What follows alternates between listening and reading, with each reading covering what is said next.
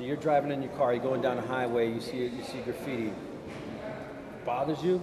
You want to go get them? Yeah, I mean it does. It bothers me to a certain extent. You want to go get them? Absolutely, absolutely. That's what I've done. That's what I was programmed to do for so long. You know? Right. As I was saying, like you pull over, look. Exactly. You know, and it's not like I pull over, but I'm just passing by, and you know, I look, I say, oh wow, look, this guy's still tagging. Motherfuckers, you know? right? Yeah, I say, God, I can't believe he's still tagging. You know. You can't say that because it has to be cleaned up, it creates jobs. Because people commit crime, it creates jobs for police officers. Right, but when Chiulli, when you started, I'm sorry. No, I'm just saying, it's just not a, you know, from that standpoint, you can't make the argument that graffiti creates jobs because people have to clean it. Say it creates jobs because a guy like Alan can have a magazine, which I actually read, and I actually like to read. But I mean, you know, come on. But I'm saying, to Chiulli, and when you started... In the early days, well, they weren't early. Graffiti's been around. They have it on pyramids in 3000 BC. Graffiti's not new. And most of the graffiti outside the United States is political. And it's not, it's really not condoned either. It's done, but it's political. Just like it was when it was in Iraq. They had the graffiti all over, and mostly it was Saddam Hussein. But when we're talking about graffiti here, the Transit Authority was spending multi-millions of dollars cleaning these trains. That's taxpayers' money. That's all your people's money. And they're paying the police officers to go and chase you instead of arresting robbers and muggers. So it takes away from a lot. And there isn't anybody here that's not going to admit that 95% of that graffiti on the trains is not in the least bit considered art. It was just tags by people that wanted to vandalize it, and at one time in the early 80s, they covered when they did the whole car, and it was absolute garbage. And they kept on scrolling over everybody else's name.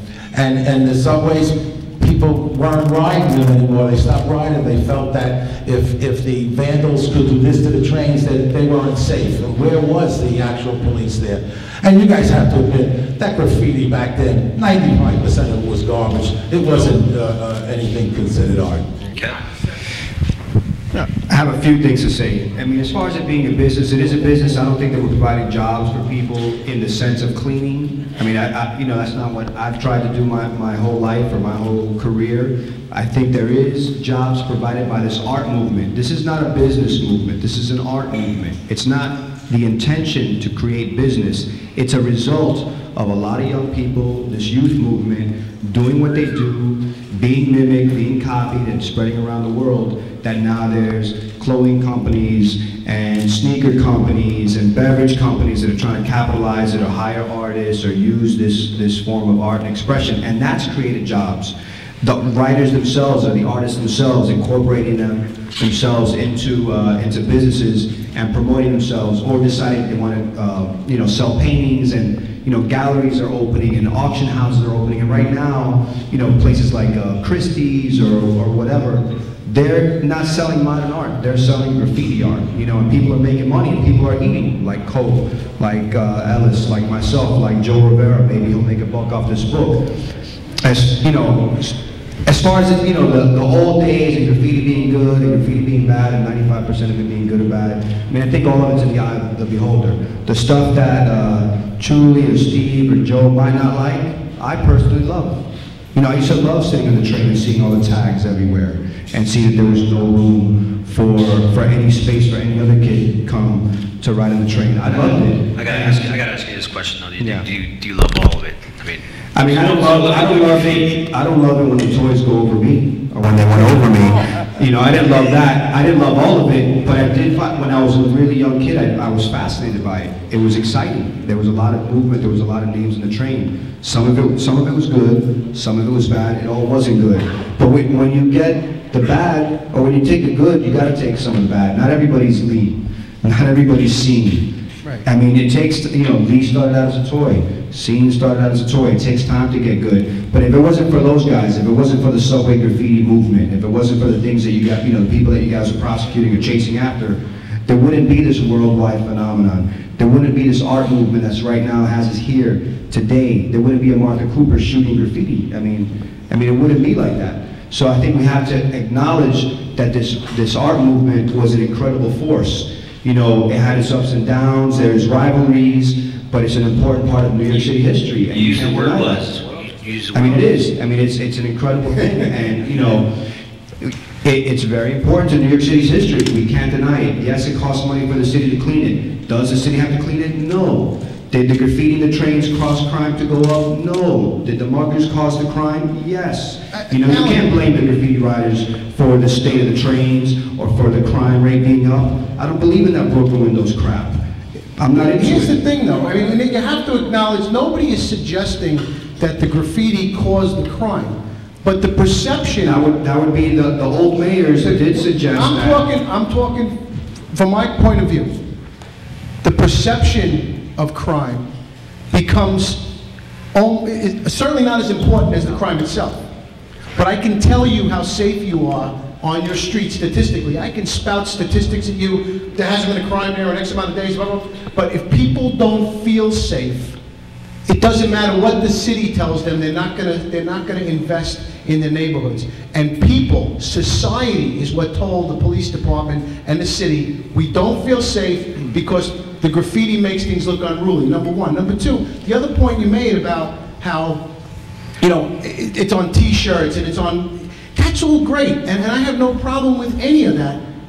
But the fact is, we wouldn't be here today if everybody in this room that's ever written or is continuing to write, and every writer out there who's continuing to write said tomorrow, from now on, I'm not putting a mark on anything that doesn't belong to me or anything I don't have permission. And the fact is, we've had these questions asked of us before. The fact is, you guys don't want it to become legal. You don't want people to stop writing it legally because you may get the credit now, all three of you, because of where you've come from. But without the illegal part of it, you'd never be where you are today. So if everybody abandoned the illegality of it, you'd all call them all sellouts, and they're all big deal, you do it on a canvas. When you guys argued back in the day about, you know, who's better and who's this, you didn't talk about who had better colors, who had better lines, who had better pieces. You talked about who had more ups. Who's up more? That was the thing. I got more ups than him. I'm more. We'd get phone calls when we had the list and it was in order of who we thought would have been. That's what we've alphabetized it, because guys would call us up. How could I be number 4? I got more ups than Ken. I should be number 2. And then we started realizing if we don't alphabetize the list, we got guys going out there doing graffiti just because they want to get up in front of, well, I can get in front of Cole, I just have to do 5 more tags on that street. So let's be honest here, it's not about art when you guys are fighting with each other. No, I would totally disagree with you. It is about the art. You know, people do argue about who gets up more. No, on the trains, people argue who gets up more, yes. But there is a style conversation that you guys, because you guys are outsiders, aren't privy to. When Lee was doing his thing, he was trying to do something better than Blade. He wasn't just trying to get up more than Blade, he was trying to do something better than Blade. And so there was a competition about style, there was a competition about colors. Most of the guys want more ups. No, I mean, I think it's a combination. They're not necessarily separate things. You know, before we were talking about whether or not this whole thing causes taxpayers money and this whole thing, right now there's taxpayers money being wasted by the police that are surveilling this establishment. Members of the Vandal Squad are videotaping this entire, you know, event. They're recording everybody that comes in and outside. I find that to be a waste of taxpayers' money. Is there any crime going to be committed? It's not going to happen. Do you fish? Do I fish? I don't fish. I don't either, but I've been told fishermen go where the fish are. Why wouldn't they be out there? The fish are here. There's no point to being on the other side of Brooklyn, because anybody in the graffiti movement is here tonight. Now these are all fish out of a boat. We're all fish out of a boat here. I thought the city, I was still working at the time, and I can say this because I have no problems with the department getting on my case. They can't mess with my pension. I thought the city blew up that Mark Echo thing. I thought it should have been left alone. I thought this, you know, who cares that a guy is going to have guys come and do graffiti on replicas of subway cars? They're not real subway cars. I think the mayor went out overboard. I think the police department went overboard, and they blew that up.